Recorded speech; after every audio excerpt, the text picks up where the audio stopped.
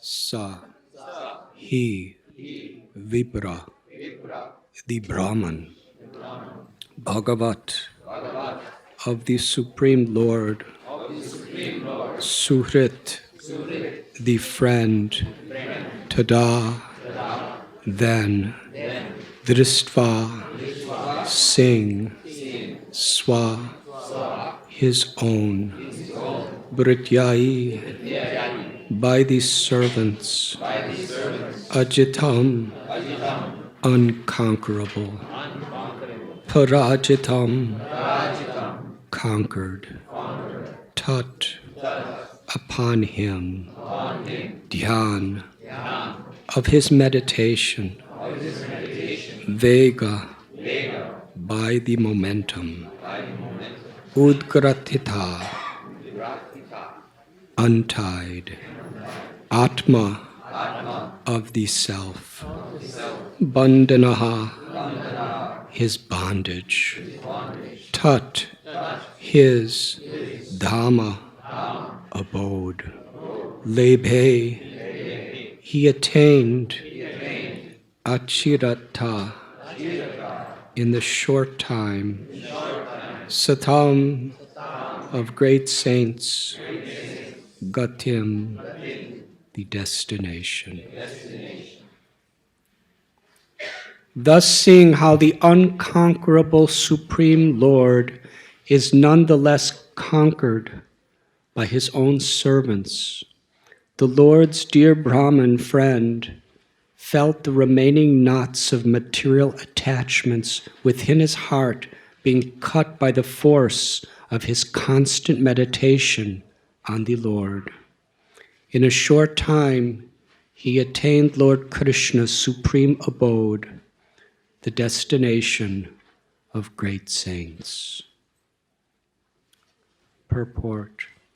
Sudama's earthly fortune has been described, and now Shukadev Goswami describes the treasure the Brahman enjoyed in the next world. Sri Jiva Goswami mentions that Sudama's last trace of illusion lay in the subtle pride of being a renounced Brahman.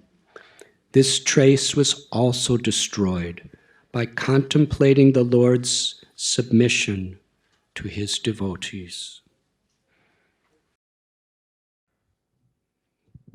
Welcome to Radha Gopinath Temple. Today we are celebrating Pushya Abhishek, our flower festival. Why should there be a flower festival? That is one question. The next question, why should there not be a flower festival?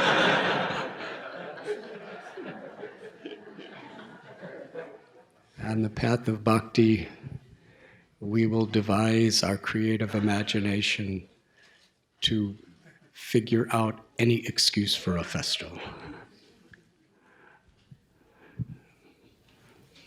But the principle, which is the very essence of all the philosophy of spirituality, is discussed in this particular chapter of the Srimad Bhagavatam.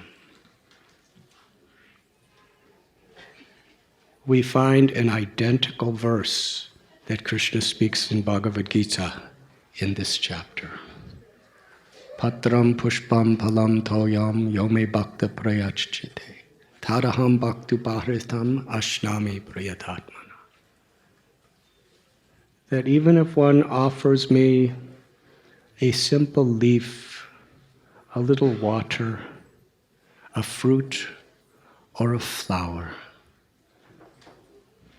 if it is offered with love and devotion, the Supreme Lord says, I will accept it. And beyond that, the Srimad Bhagavatam tells how not only does the Lord accept it, but the unconquerable becomes conquered by that love.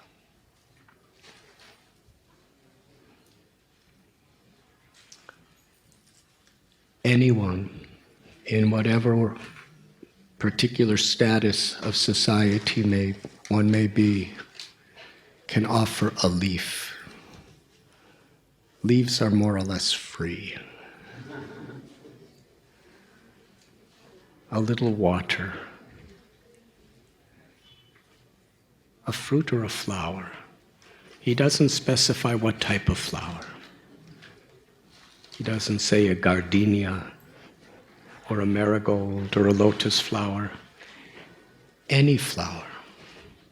Because Krishna does not accept the thing that is offered, but accepts the love and devotion in which it is offered. Sarvaloka Maheshwaram. Everything is already God's property. He does not need anything from us. He doesn't need our wisdom. He doesn't need our strength. He doesn't need our donations.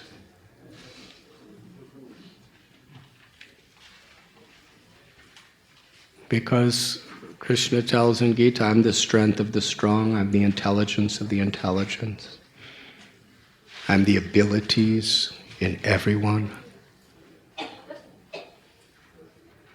There's a beautiful example of how to worship the Ganges River. We take water from Mother Ganga in our palms, and with a loving prayer we offer that water back into the river. Does Mother Ganga need that palm full of water? There are limitless trillions of palmfuls of water in the current of Ganga.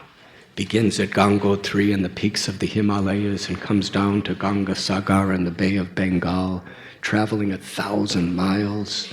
In some places, Mother Ganga is several miles wide.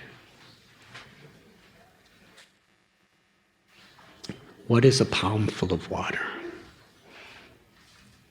And whether we are little tiny children with small little palms, or whether we're big wrestlers with gigantic palms, does it make any difference to the river Ganga?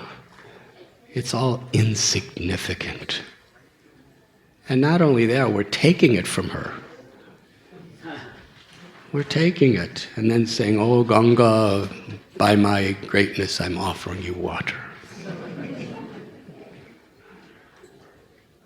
But if we offer with humility and devotion, Mother Ganga considers that handful of water more precious, more full than all the rest of the water she has in her river. That is the power of love. And in the same way, although whatever we have is coming from Krishna, when we offer it with humility, with gratitude, and with devotion, Krishna accepts it. It's a simple thing we can all understand. In my own life, I remember when I was a little boy, because I'm a boy, we always forget the details that girls usually are quite attentive to. So it was my mother's birthday. And for my mother, remembering her on her birthday was very much an expression that we cared about her. But as a boy, she should already know we care about her. It doesn't really matter. So I forgot it was her birthday. And I came home after a long day and I remembered it's her birthday and I didn't get her anything. So I ran back in our little backyard. We just had a tiny backyard. And my mother, she grew roses. Because it was a small yard, she only had about 5 or 6 rose vines. And there was only one rose on it. And she grew it. It was hers. So I didn't have time to run to a store because I was too lazy. So I just broke a rose off her bush with all the thorns on it and everything. And I ran in and I said, "Happy birthday, Mother." And I gave it to her. she started to cry in happiness. And she put the rose in her forehead, and she smelled the rose, and she pressed the rose to her heart. And she said, it's not the thing that counts, it's the thought, the love that counts. Because you remembered me with love. To her, that rose was more valuable than if I would have given her a pearl or a diamond necklace. So that's nature. Any gift, its value to the heart is the sincerity of the devotion and gratitude in which we offer it. Its monetary value is meaningless in terms of the heart. So Krishna, who is unconquerable, proclaims that he is conquered by such love. Now, how could the unconquerable be conquerable? By the will of the unconquerable. So this particular story we're reading is a wonderful narration which brings to light this truth. I'd like to relay it to you today. It is from Srimad Bhagavatam, Canto 10, Chapter 81, Text 40. In this chapter, we find Parikshit Maharaj, who is a great king with a magnificent palace, a wonderful family. He has huge kingdom, and everyone loves him. Can you imagine a political leader that everyone loves?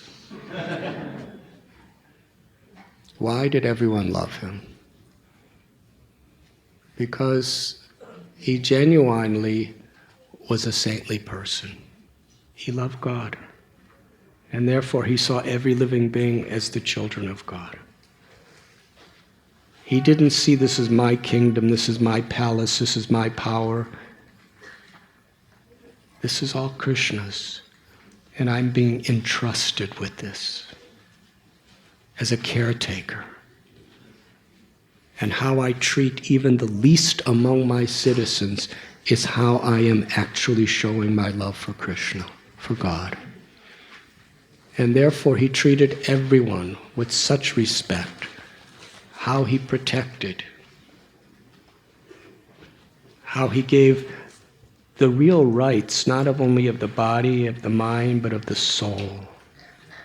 He provided for the physical needs through his encouragement, through his equal-mindedness.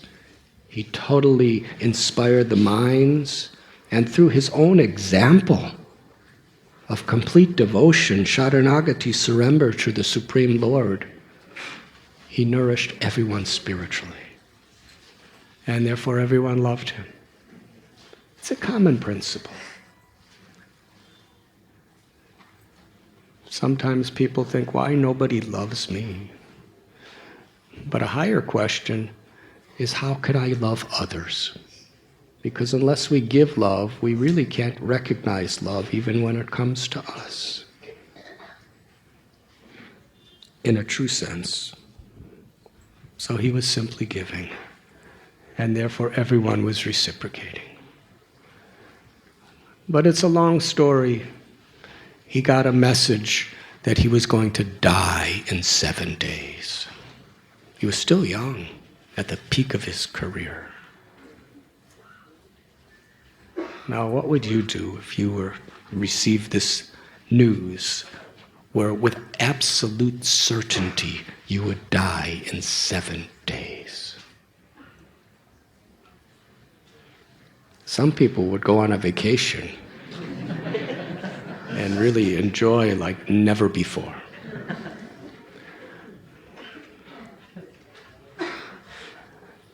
There was a television show in the 1960s. It was a very, very popular show about a doctor who was extremely wealthy, and he got the message that he was going to die in 1 year. He had a disease or something. So he decided, I want to make this year the most enjoyable year of my life. And it was a weekly show. One week he was skiing in the Swiss Alps. Another week he was scuba diving in the Caribbean. Another week he was, skydiving in Colorado. He was just always doing it. And every time he had some very beautiful Hollywood actress with him.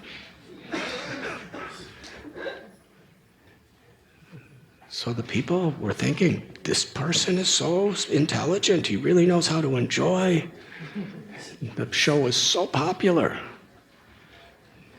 And the ads and commercials were selling so many products because so many people were watching that they had to extend his life another year. So the show could play another season. And then they extended his life another year. Until the ratings went down, they didn't let him die.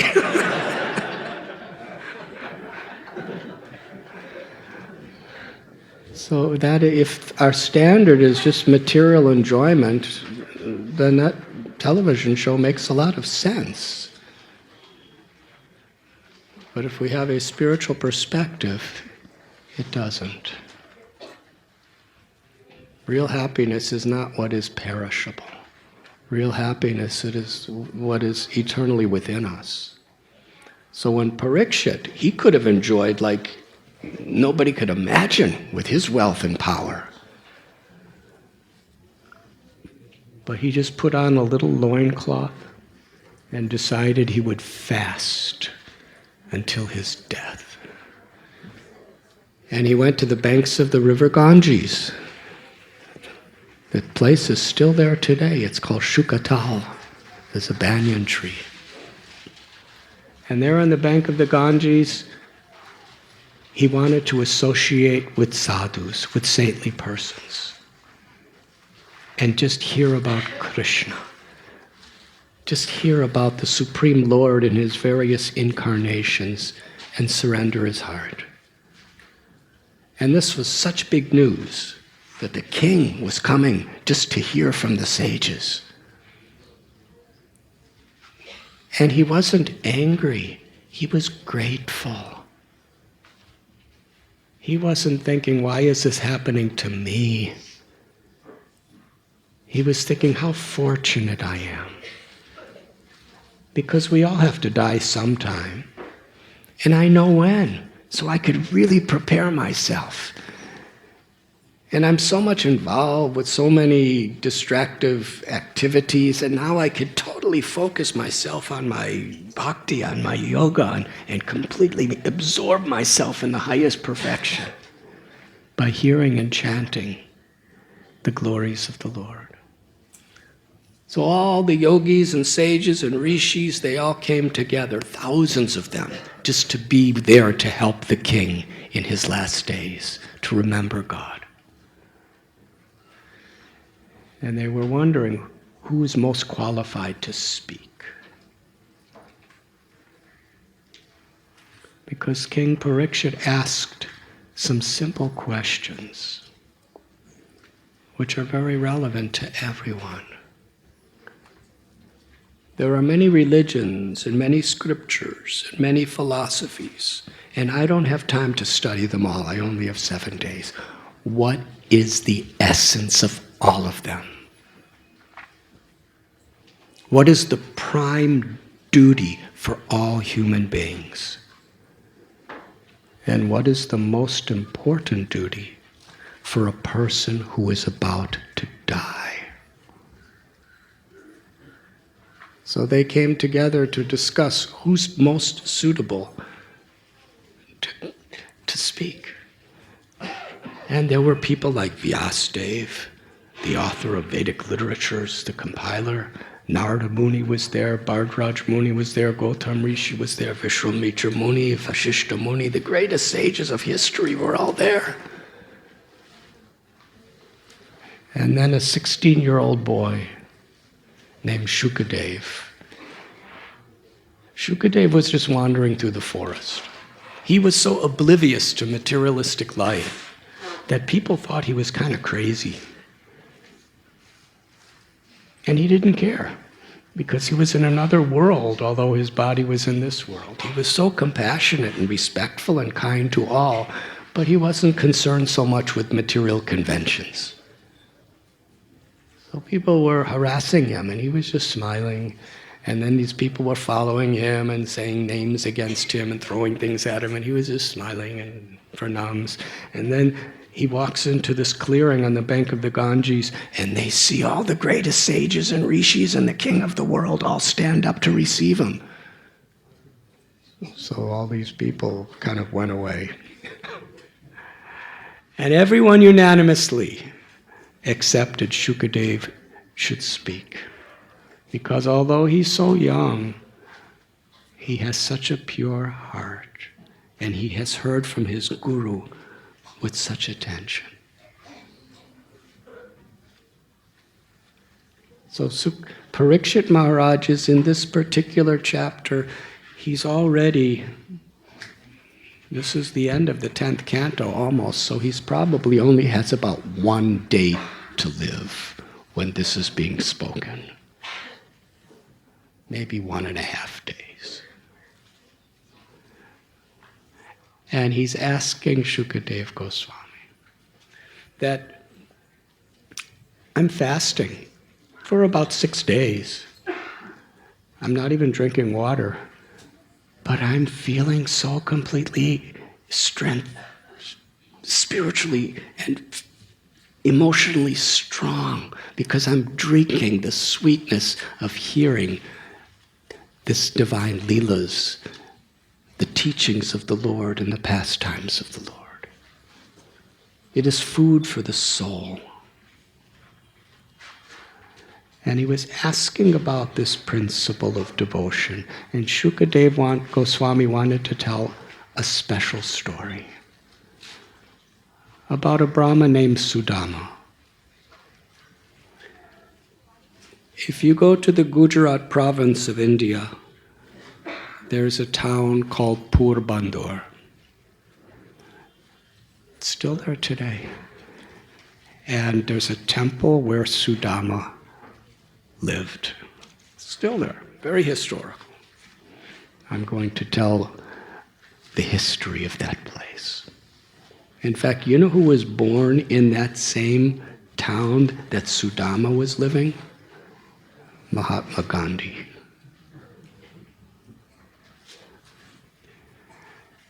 Sudama was so materially in poverty, but he just didn't care, because he was just satisfied in his devotion, in his seva.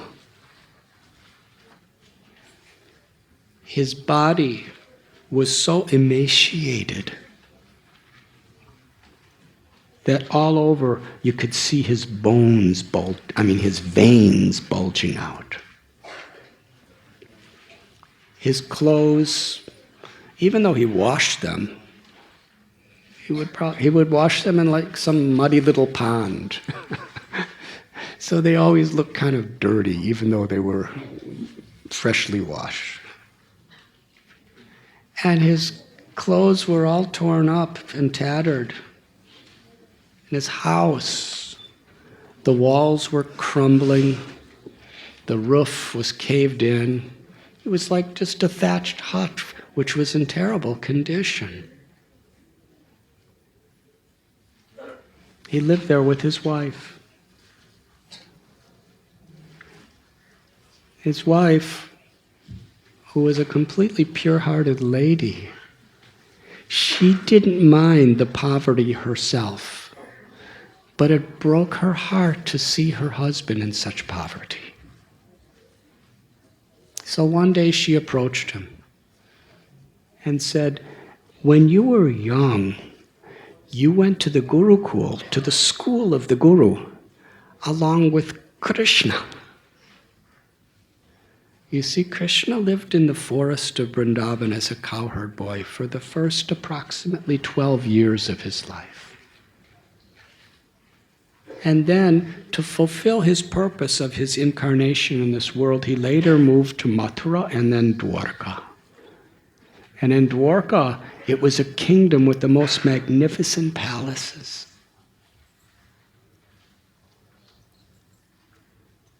She said, Krishna's your friend, and he's the husband of the goddess of fortune, Lakshmi. Why don't you go there? Because Krishna is the friend of the poor, and he's the friend of the Brahmins, and you're a poor Brahmin. Just ask him for our basic needs. I hate to see you suffer in this way. But she understood that he didn't really care about his own suffering. And she didn't actually care about her suffering. She cared about him. She said, and even for me, do it for me. She knew if he was going to do it for her, he would do it.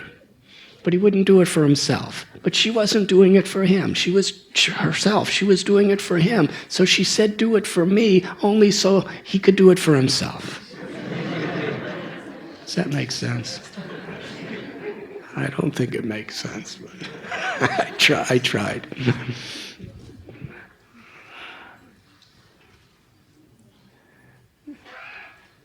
She said, I know you're a devotee and you want nothing for yourself, but why should we be living in such extreme poverty? Krishna will be happy to give us. So please go. You haven't seen him in a long time. So many years. Go to Dwarka. This is the beauty of their love for each other, their respect. He was willing to go only for her sake.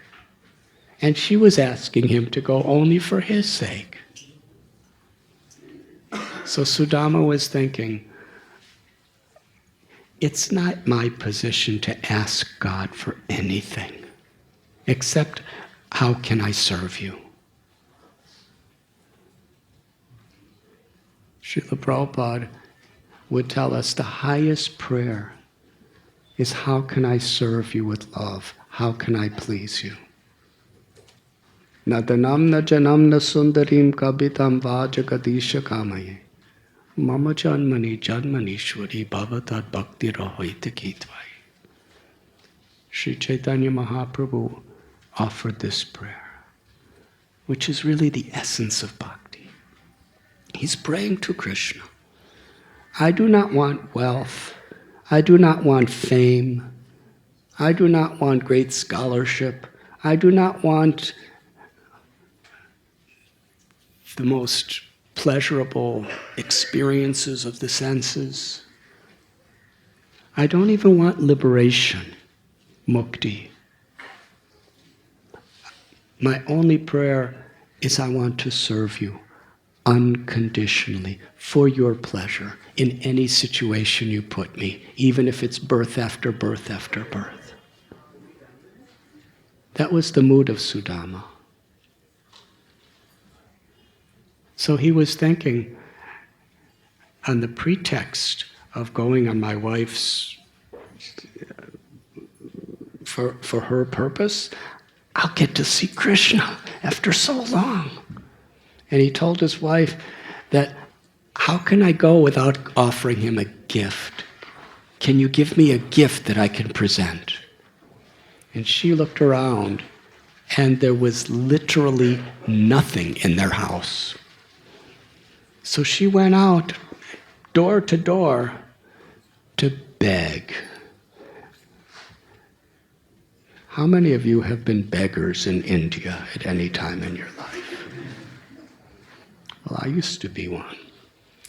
Sadhus, the way I was taught, is it's a very honorable activity if you're doing it as in a spirit of renunciation for our spiritual upliftment. But when you beg,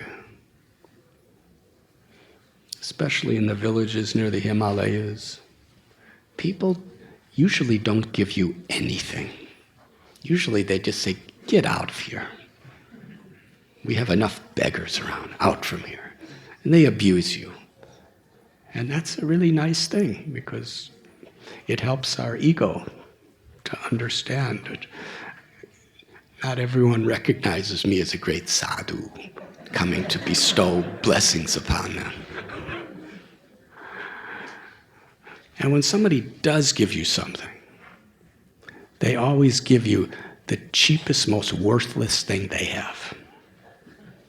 And what is that? Flat rice. Flat rice is the cheapest food.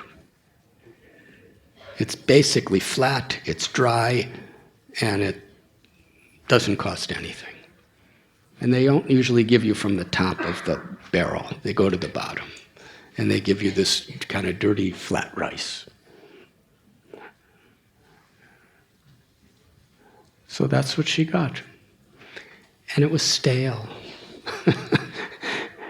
She got 4 palmfuls of stale, dry, flat rice. And she didn't have a bag.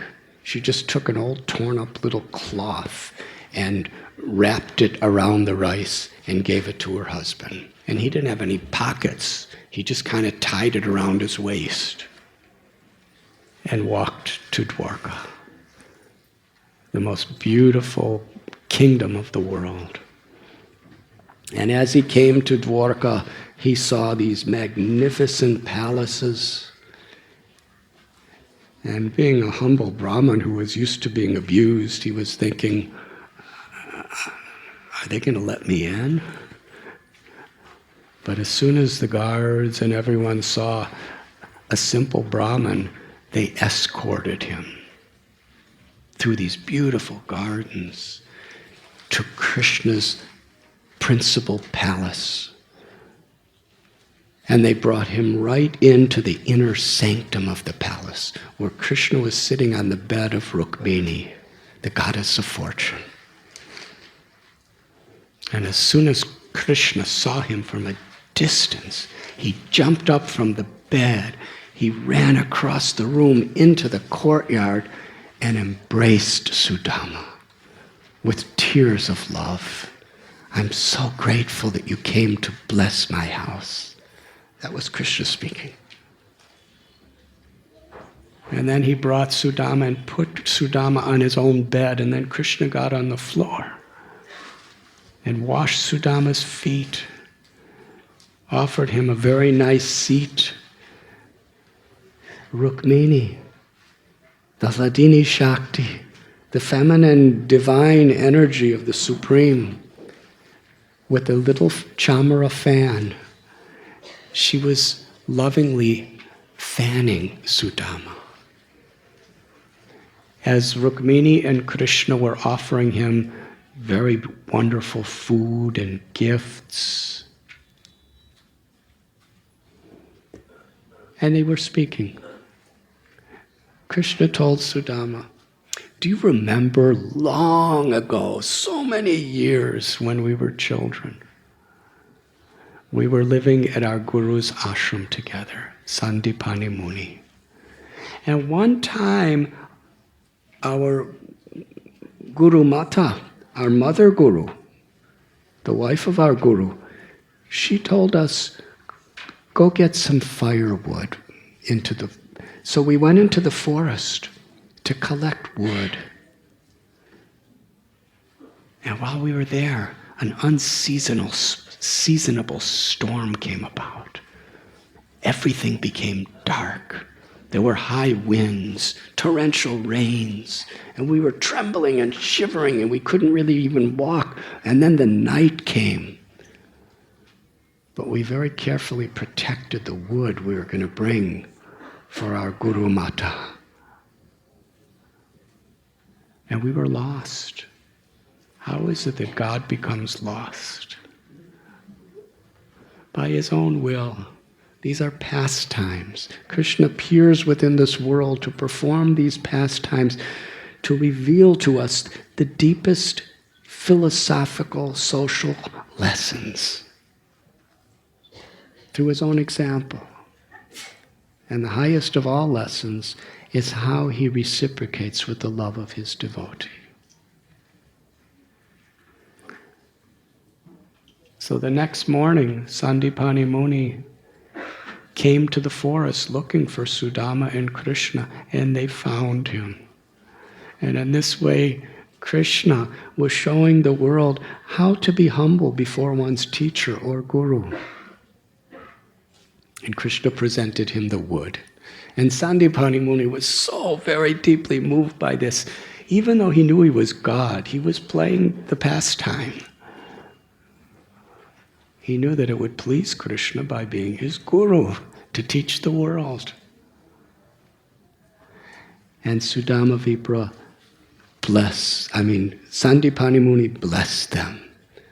That all the knowledge of the scriptures that I have taught you, I bless, it will forever be fresh in your mind, and all your desires will be fulfilled.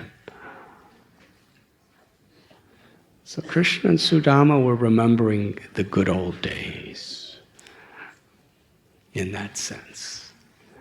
And they spent the whole night just talking together, laughing together, relishing each other's company.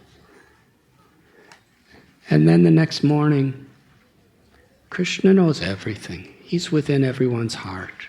He knows our intentions. He asked Sudama, "Did you bring a gift for me?"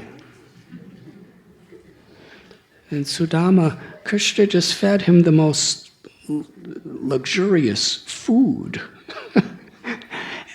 And he's sitting on a beautiful throne in a beautiful palace. How can I give Krishna 4 palmfuls of stale, dry, dirty, chipped rice from wrapped up in an old cloth? He felt so ashamed. He didn't answer Krishna's question, which kind of meant, no, I didn't bring you anything. But Krishna knew. And Krishna reached over exactly to where that satchel of chipped rice was around his waist, and Krishna grabbed it. And he opened it, and there he saw this dirty, stale, dry rice. And with tears of gratitude, Krishna took a handful of it and ate it. And he went to take another handful, and Rukmini stopped him. He said, "That's enough. Don't take any more." He said, by accepting this one handful of rice, you've already made him the wealthiest man in the entire creation. What is real wealth? When Krishna's pleased with our offerings, that's our real wealth. That's what gives satisfaction to the heart. So that's what she was thinking in terms of Sudama and Krishna. But she was also indicating to all of the others around who were really surprised. How is this person who's completely ragged and completely disheveled and skinny and emaciated and wearing the most worthless clothes? Krishna's embracing him. He's talking to him all night. He's eating his rice.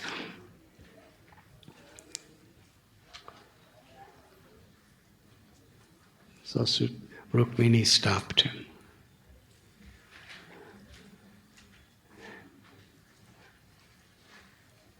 Her real intention was, if she knew Krishna was about to eat all of it, and she wanted some of it. And she wanted to distribute it to all the other very, very opulently living people of Dwarka. Because they should also taste the sweetness of the love of this devotee.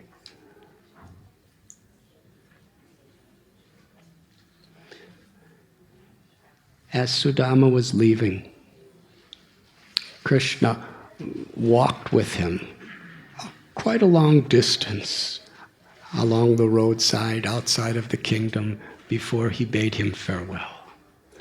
And Sudama's walking home now, and he was so happy. He was thinking in his heart, who am I?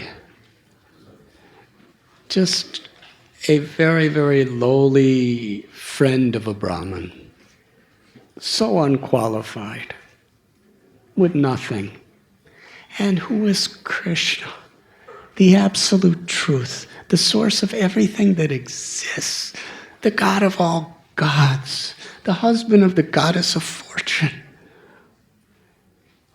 And yet, with his own arms, he embraced me with love. Sudama was so emotional. With tears of ecstasy, he was remembering every word that he spoke with Krishna. The ecstasy in his heart is real wealth.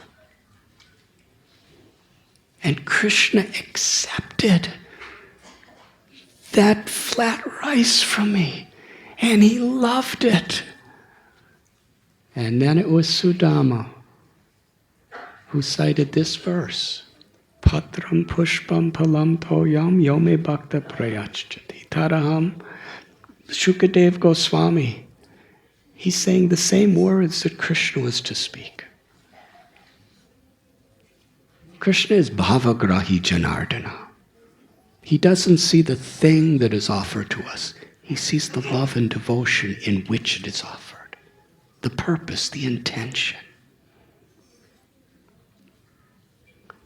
And even if one offers a little water or a leaf or a flower or a twig, if it's offered with love and devotion to Krishna, it is more valuable than all the wealth of creation. So he was thinking like that. Krishna was pleased with my little offering. But then he was thinking, but my wife wanted me to ask him for something for us. But how could I ask him for anything? Prahlad Maharaj was in this mood too. He told Narsingha Dev, the Lord, that my life of devotion to you, if I ask you for anything material in return, I'm not a devotee. I'm just doing business with you, giving and taking. So Sudama, he was thinking like this, I'm coming home and I actually am bringing nothing back with me. But I'm sure my wife will understand. He was just too embarrassed to ask something. So he came to where his home was, and he was extremely confused because he saw beautiful palaces, more magnificent than the palaces in Dwarka where Krishna lived. He saw wonderful lakes with lotus flowers and swans and beautiful parks with gardens and auspicious trees, peacocks and nightingales and cuckoos all singing beautiful songs. And he saw the most wonderful people all smiling, effulgent, wearing nice clothes, and they were all looking at him. And he was thinking, where am I? This is where my little thatched hut I thought, did I go the wrong direction? I've been here so many, what's happening? Then the people came up to him and they welcomed him home. And at that moment, his wife got the news that he returned. And she came out of a palace. And now she wasn't skinny and poverty-stricken anymore. She was effulgent. And she was wearing nice garments. And she approached her husband. And he didn't recognize her. He never saw her like this before. And one of the people close by said, Sudama, this is your wife. And the wife was just looking down at the ground, weeping tears, thinking, just see how kind Krishna is. Vishwanath Chakravarti Thakur Acharya tells that what happened is in that really simple home with crumbling walls and dilapidated roof caving in. It was just a tiny one-room little hut. No doors or windows, just holes. Hole in the wall was a window, hole in the wall was a door. Simple place. No beds, just a clay floor. She went to sleep at night. And when she woke up, she was living in the most beautiful palace in the whole universe. And when she went outside, she saw these gardens where there were just, dry fields. And she understood immediately that this is the grace of Krishna. So as soon as Sudama saw the happiness of his wife, immediately his body transformed into a very healthy body. Now all of a sudden there was nice clothes on him. And they couldn't even speak a word together. They were just so much immersed in emotion. Because ultimately he only went for her and she only wanted him to go for him. They wanted nothing for themselves. Servant of the servant of the servant. And it is described, and this is the most important part of the whole story. They lived in that environment for the rest of their lives. But they had the exact same spirit as they did when they were living in total poverty. Nothing is mine. Everything is for Krishna. Everything for others. Whether they had nothing except some flat rice and a little hut, or whether they had more wealth than Indra, their mood was simply to serve. Nothing is mine. This is bhakti. Whether we're living in a cave or whether we're multi-billionaires, if our happiness comes through pleasing God and serving others in the spirit of devotion, that's our true wealth. So Krishna wanted to show through this devotee that true bhakti is unconditional by circumstances. The real wealth is the love of our heart, because that's the only thing Krishna will accept. It is described that Sudama and his wife, they lived together simply giving and giving and giving and serving with no anxiety. And at the end of their lives, they attained spiritual perfection.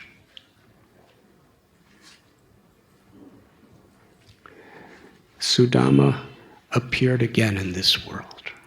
I'd like to tell you this story. Krishna appeared in the Dwapar Yuga, which is about 5,000 years ago. And according to the scriptures, which were written over 5,000 years ago, that same supreme Godhead, Krishna, would appear as Lord Chaitanya in the role of his own devotee. And he is the one who really established this Harinam Kirtan movement. So Lord Chaitanya was living in Navadvip. And one day, with his most loving, intimate devotees, he was having kirtan at the house of Srivas. Now, these kirtans were very special, because these were the topmost yogis of prem, ecstatic love. And when they would chant, it wasn't just singing. It was an expression of the ecstasies of the love of their heart. They were chanting together, and Lord Chaitanya, on very rare occasions, would actually reveal himself as Krishna to his devotees. So on one day he sat in the altar, and all the devotees were chanting, dancing, and offering their love. And Lord Chaitanya saw a very simple Brahmin whose name was Suklambar.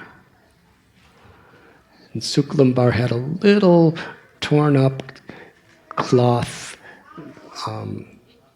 satchel or bag around his shoulder. It describes the background of Suklambar. He had such love of God.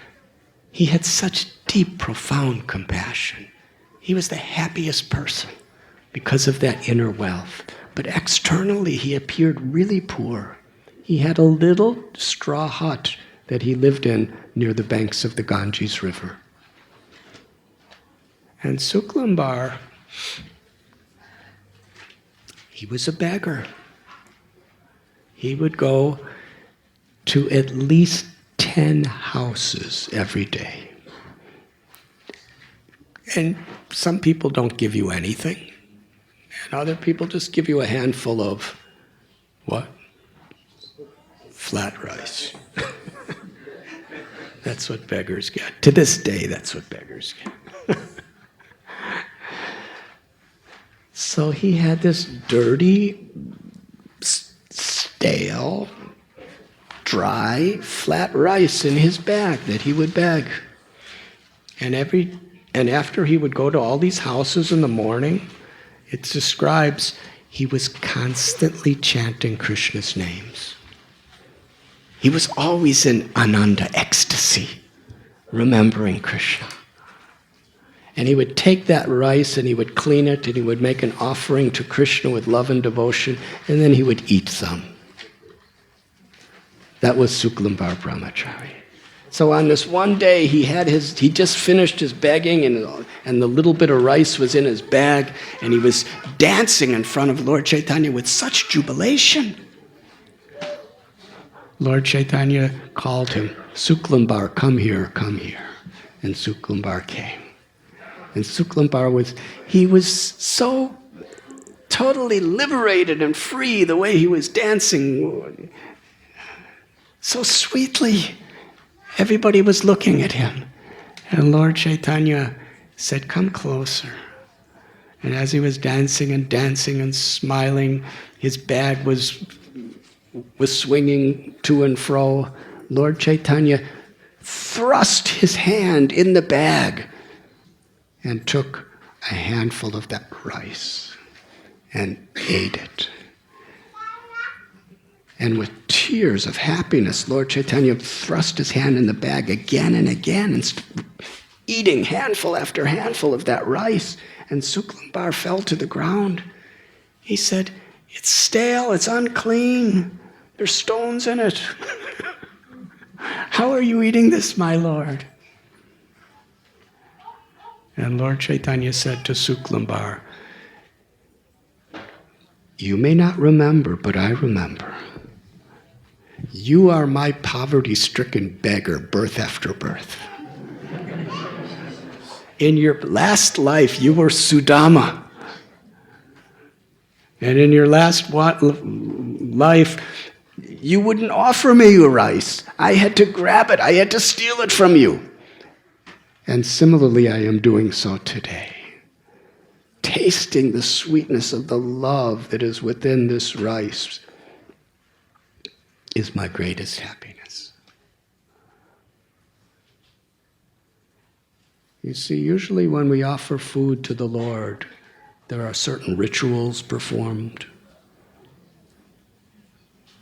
We offer yantras, tantras, mantras. We do puja, we do mudras. Suklambar didn't offer any of these. But because of the love, the devotion of his heart, the Supreme Lord himself was so hungry for that love, he stole it.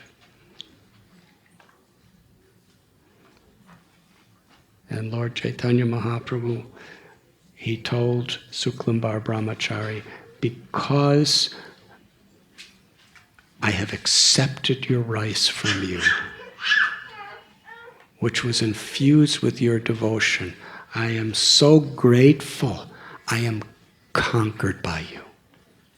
I have no power to repay you.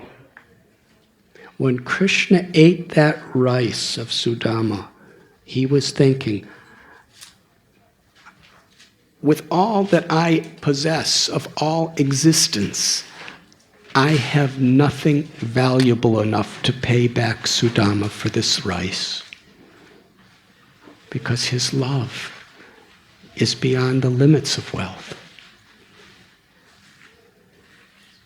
So as a token of Krishna's gratitude, he gave him the most beautiful home of anyone in the universe.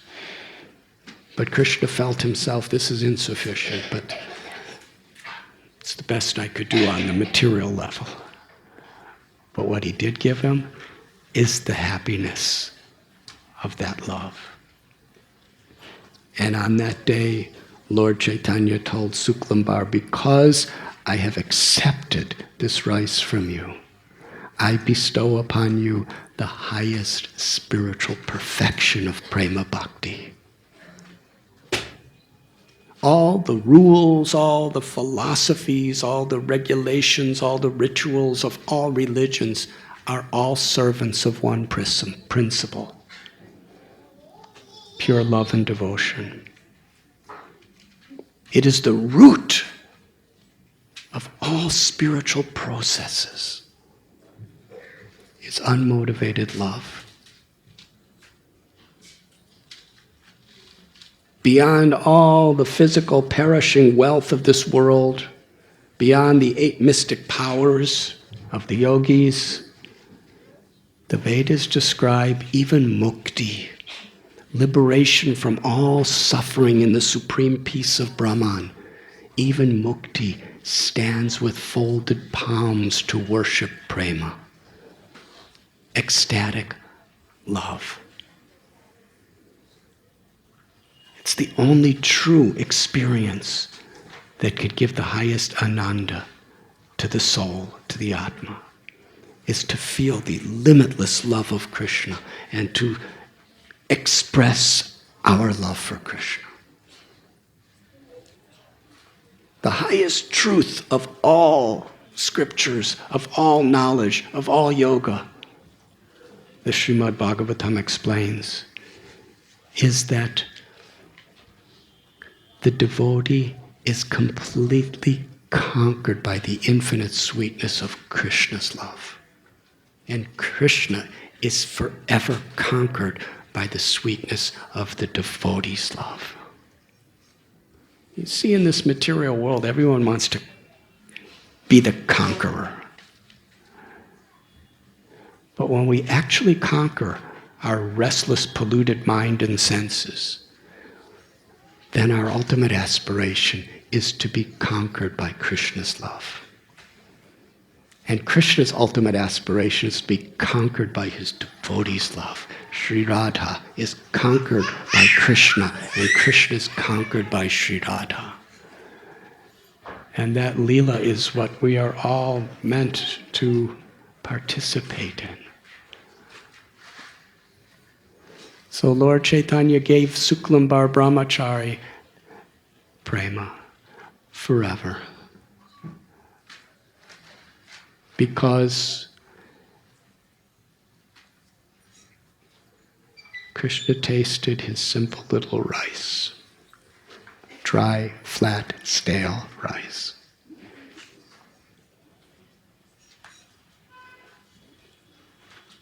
Patram pushpam palam toya. So today, all of you are, should I tell one more story? Or because you have nothing else to do while you're... There's another connection to this. When Lord Chaitanya was going on his South Indian tour, he came to the house of Kurma.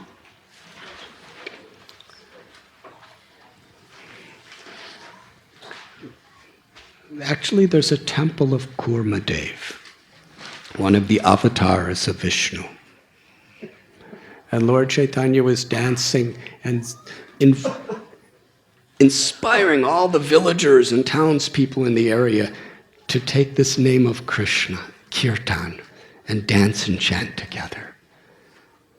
And as they were doing so, he was bestowing such intimate love upon them that soon there were thousands and thousands of people. Everyone wanted to see the beautiful form of the Lord dancing and chanting, and they were all being filled with devotion. And after hours and hours of this kirtan, one Kurma invited him to his home. And after receiving the Lord, Kurma said to him that I have a family and I have an occupation, and the waves from the ocean of material existence are causing me so much frustration. I can't tolerate them anymore. I want to go with you wherever you go. Now, most people would think Lord Chaitanya would be very happy. He wanted to renounce everything and just go with the Lord and serve the Lord. Lord Chaitanya was a sannyasi. He was just a traveling Swami at the time. Lord Chaitanya said, never speak like that again. You remain with your family, you remain with your occupation. But if you always chant Krishna's name and live in a spirit of seva, of service, and hear from the devotees and speak, share this message, share this wealth of devotion with others, I will always be with you. There's no need for you to go anywhere. And this was his message wherever he went. Whatever position we may be in society, whatever our status, the real change is a change of heart that's required. Actually, Kurma Brahma was a wealthy man.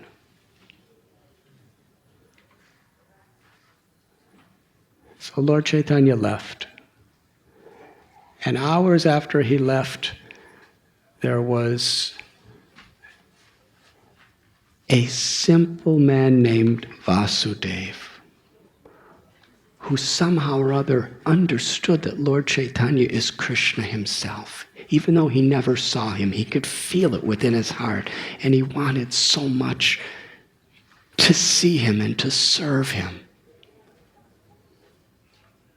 But Vasudeva was totally rejected by the whole of society because he had what was in those days incurable leprosy. Such an advanced state of leprosy.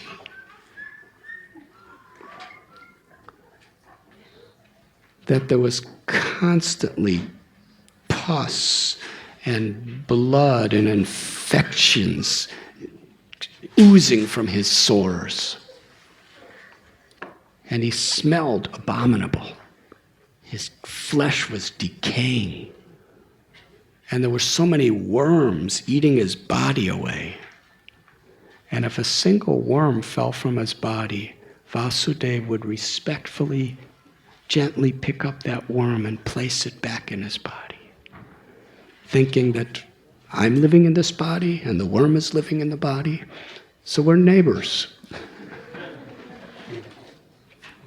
He was feeling such respect and love and compassion that he didn't want the worm to be homeless.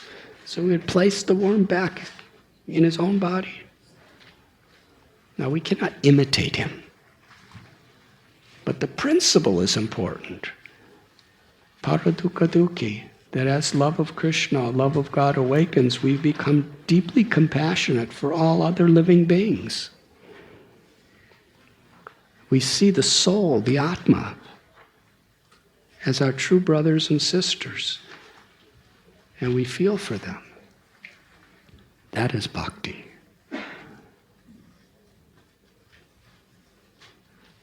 So somehow or other, with great effort, Vasudeva came all the way to this house. And when he arrived, he found out that almost a day ago, Lord Chaitanya had already left. And he felt so sad. The opportunity of my life I missed. But Sri Chaitanya, who's within the heart of everyone, he's Krishna. He understood the feelings, and he turned around and came all the way, walked so many hours and hours back to that house. And there he saw Vasudeva. And he reached his long, beautiful, golden arms to embrace Vasudeva. And Vasudeva was thinking, no, you can't embrace me. My body there's pus and there's blood and it smells terrible and it's infectious. He tried to run away, but he couldn't escape. Sri Chaitanya embraced him and squeezed him to his body. And Sudama repeated this, and Vasudeva repeated the same words of Sudama Vipra from this chapter that we are reading today. He said, who am I? Just a simple, fallen friend of a Brahmin who has no qualifications whatsoever. And who are you? You are the all-merciful, all-beautiful, Supreme Lord. And yet you embrace me with your own arms, despite all my diseases. And as soon as the Lord embraced Vasudeva, he was totally cured. His body became beautiful, effulgent, and full of health. And he was thinking. Vasudeva was thinking in his mind, he didn't say anything, that previously I had nothing to be proud about because everyone rejected me and condemned me. But now when people see me, they will understand that I am the object of God's miracle. So I may become arrogant. I may become proud that I'm more spiritually fortunate than all of you. And if that pride, that arrogance enters the heart, then one cannot really serve you with feeling. He thought he was better off as a leper than with the possibility of becoming arrogant. These were his thoughts. And Lord Chaitanya spoke to him. He said, Vasudeva, if you always chant Krishna's names, that will keep you pure. Always be in the mood of the servant and share this gift with others. And then arrogance, pride will never enter your heart.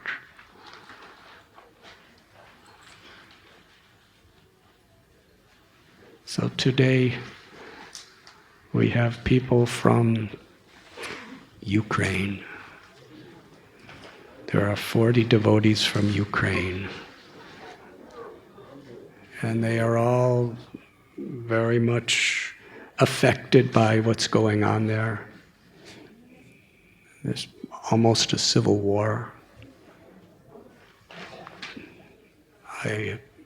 Some devotees, their houses have been bombed, set on fire. Hundreds and hundreds of these devotees are refugees, bringing nothing with them to Western Ukraine or to Russia or to other places. They're all trying to help each other. So we have people of the Ukraine, we have people from all the various sectors of society of India. We have people from America. We have PhDs here. Probably about 20 or 30 PhDs are sitting here. You have little people like me who only had one semester of junior college and I didn't even get good grades. And I'm speaking. We have great yoga masters like Raghunath and Hari Kirtan and Gopi Manjari. We have babies like Tarun. And we have grandparents like Mahaprabhu. We're almost in their 80s. Men and women and people with brown complexion or white complexion and black complexion and all kinds of... But it's not that... This is a special feature of this festival. Everyone's just doing the same thing, plucking the same flowers. Yes? The unity. Jules is here and Hachi, exalted, world-famous yogis. And we're all just together, one family, with a common purpose. The simplest possible thing.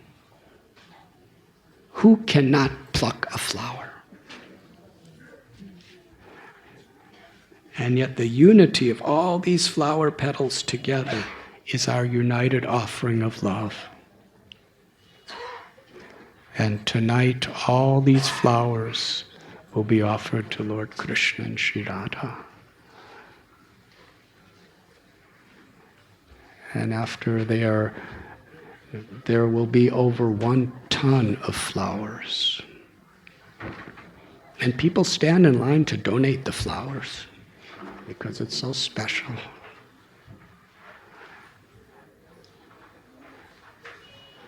In bhakti, there's no high or low on the basis of material qualification or disqualification. One little flower petal offered with devotion is more valuable than jewels, diamonds, and rubies offered without such humility, love, and devotion. This is the principle of our flower festival. And I thank you very much for participating. Hare Krishna. And now with your permission, I'm going to get off this seat and pluck flowers. Hare Krishna. Srila Prabhupada ki jai. Shri Radha Gopinath ki jai.